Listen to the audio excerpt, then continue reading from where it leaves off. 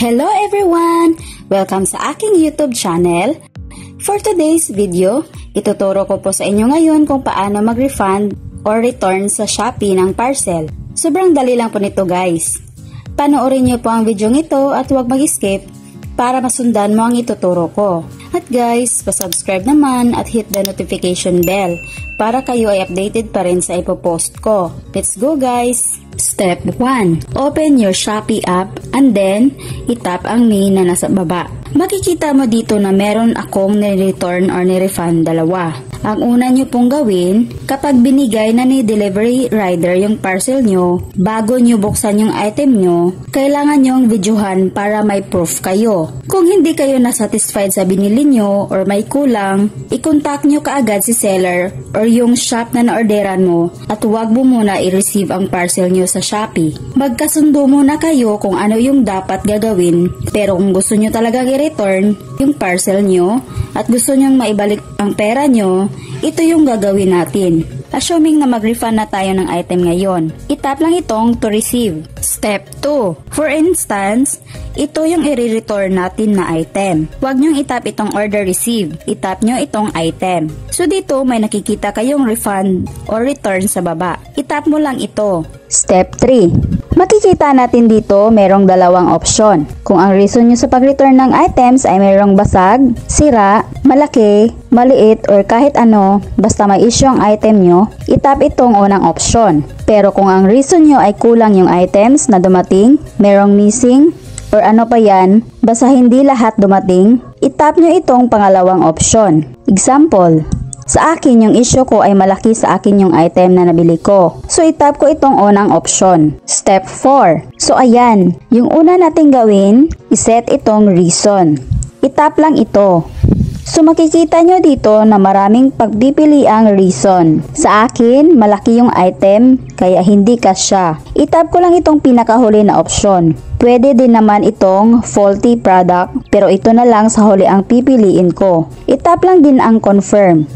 Pangalawang gawin natin ay maglagay tayo ng description dito. Optional lang naman ito pero lagyan natin para okay lang sa kalooban ng seller. For example, sasabihin ko dito na maganda naman ang item kaso hindi kasya sa akin. Sayang lang ang item at pera ko kung hindi magagamit. So ayan. Panghuli natin gawin ay maglagay tayo ng 6 na pictures dito at isang video. Proof to na may issue talaga yung item nyo. So picturean nyo guys. Kung wala kayong idea paano ito picturean, pwede mong itap tong view example sa baba. Makikita mo dito yung dapat gawin sa pag-picture. Scroll nyo lang ito pababa. So ayan, kapag nakapaglagay na kayo ng picture sa video naman, ang video na ilagay nyo dito yung video nyo bago nyo inopen yung items nyo. Kapag tapos na kayo, itap lang itong submit. Step 5. So ganito na yung makikita natin.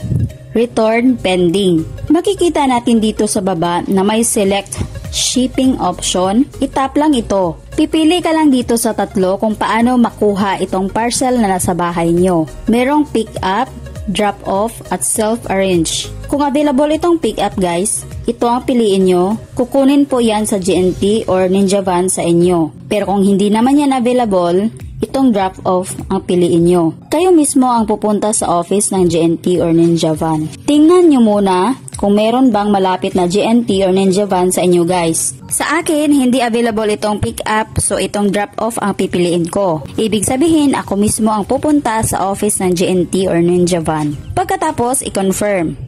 Step 6. Ito na makikita natin. Bago kayo pumunta sa office nila, siguraduhin mong na-screenshot mo itong tracking number na nasa baba. Kasi guys, kapag pupunta kayo doon, ito hahanapin sa inyo para alam nila kung saan ibabalik yung parcel natin. Share ko lang sa inyo guys na ako mismo ang pumunta sa office ng GNT. Pumunta ako kaagad doon sa nagbabantay. Sinabihan ko na magre-return ako ng parcel. Hinahanapan ako ng tracking number. Isusulat nila yung tracking number doon sa parcel na i-return mo. So kapag sasabihin ng nag-assist sa'yo na okay na sila na yung bahala, pwede ka nang umuwi dyan. Wala na po akong nabayarang shipping fee. Libre na po sa GNT namin. Hindi ko po alam kung libre din ba sa inyo guys ha?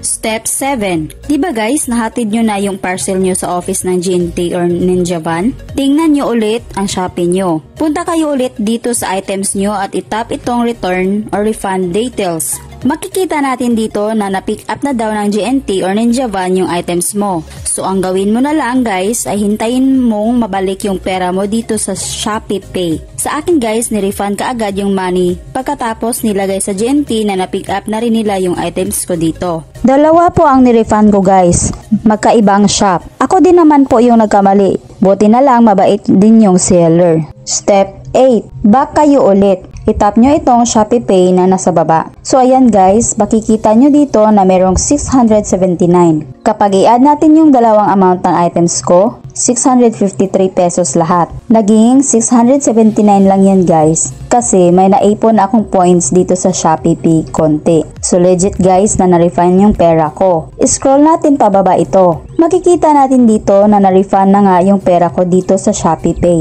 So ito po yung proof ko guys na ni-refund talaga ng dalawang seller yung pera ko. Guys, huwag kayong mag-alala kung ang pera nyo ay andito sa Shopee Pay kasi pwede nating matransfer itong pera natin sa GCash or ibang e-wallet at sa any banks. Meron po akong tutorial guys kung paano mag-transfer ng pera galing dito sa Shopee Pay papunta sa GCash or bangko. Panoorin nyo na lang po iyon. Sobrang dali lang po guys.